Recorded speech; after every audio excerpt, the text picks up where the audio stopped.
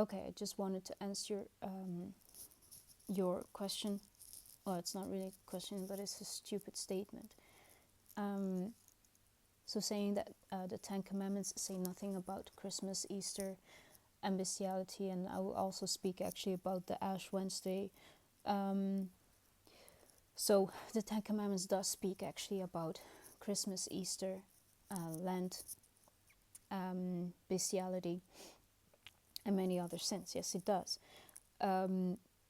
So the Ten Commandments already regarding Christmas, Easter, obviously, it tells us that it is committing idolatry.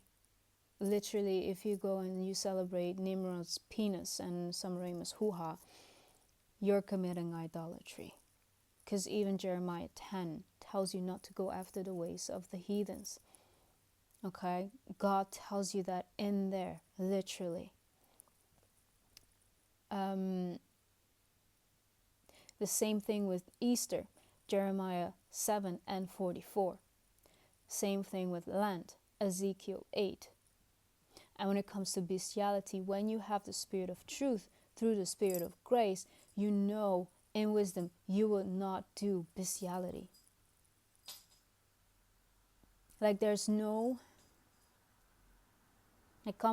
there's no logical person who keeps the Ten Commandments, okay, that then he will start to say, or she will start to say, oh, let me go and then commit bestiality because it's not in the Ten Commandments, so that gives me a clear go to do that.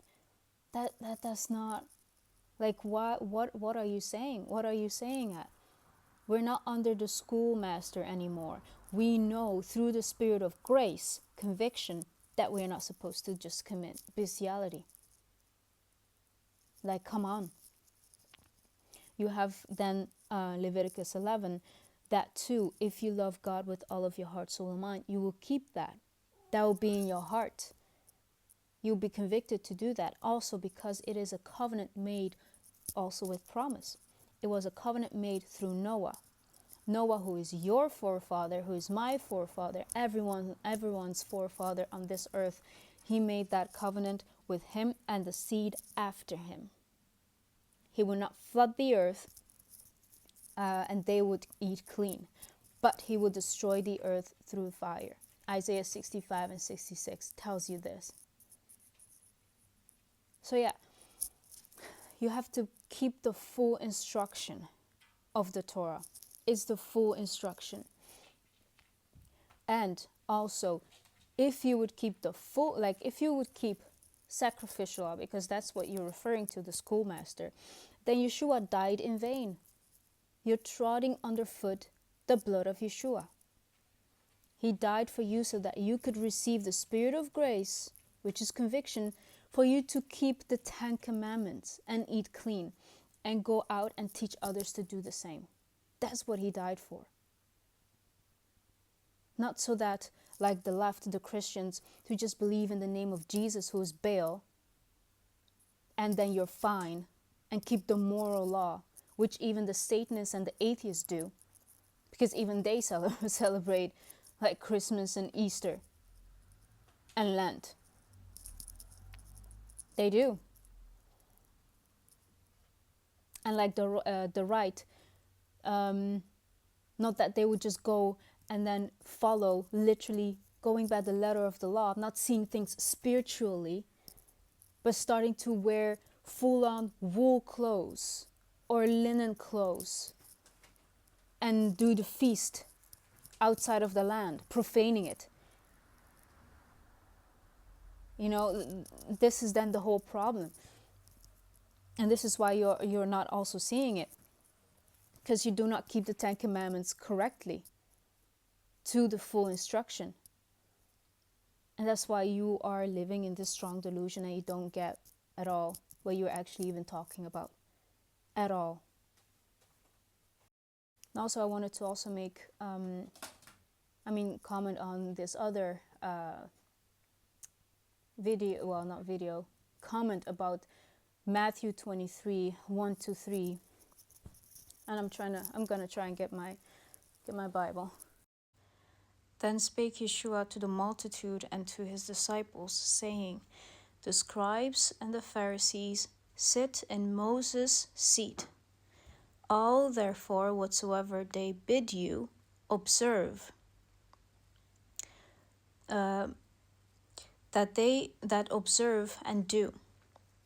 So that observe and do. But what is he talking about? Because the Pharisees actually never really preached about the Ten Commandments. They would actually preach mostly about the traditions of men. So when it says that they sit at Moses' seat, they would teach about what is written in the Torah. So they would read the Ten Commandments. Yes, sure.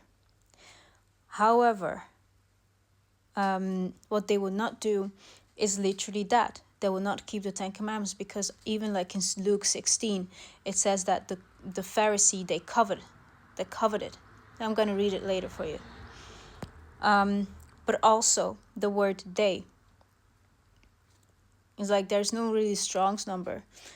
But the correct translation will be actually, all therefore whatsoever he bid you observe. Meaning actually Moses. So that observe and do, that is what you should do. What Moses taught is the Ten Commandments. But do not ye after their works, meaning from the Pharisees, the traditions of the elder, for they say and do not. Okay? For they say, they just talk about their own traditions of the elders, but they do not.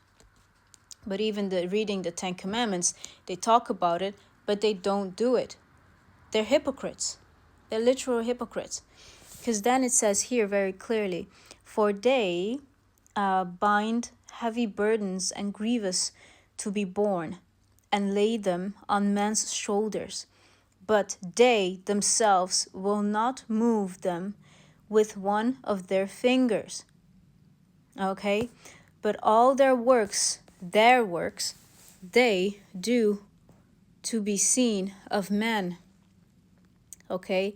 They make broad their phylacteries, don't know how to pronounce that well, and enlarge the borders of their garments, and love the upmost rooms and feasts, and the chief seats in the synagogue, and greetings in the markets, and to be called of men, Rabbi, Rabbi. But be not ye called Rabbi, for one is your master, even Messiah, and all ye are brethren. And call no man your father. This is for the Catholics. Okay, call no man your father upon the earth, for one is your Father which is in heaven. And that does not mean that the Pope that you guys are following, Catholics, okay, that he is of heaven or whatsoever, that it still makes him actually not of this earth or whatsoever, because your doctrines are just really mischievous. Like, it's just disgusting. The Pope is just a human being on earth. Okay, you're not supposed to call him Father. It says it right here. And neither be ye called masters, not even ourselves called masters, for one is your master, even Messiah. So the Pharisees, literally, they would just teach about the traditions of the elders even more. Okay, they make it so burdensome that the people would actually forget to keep even the Ten Commandments, like they do, because they would covet. Now, that one verse, I'll just put it up here for yourself to read. However,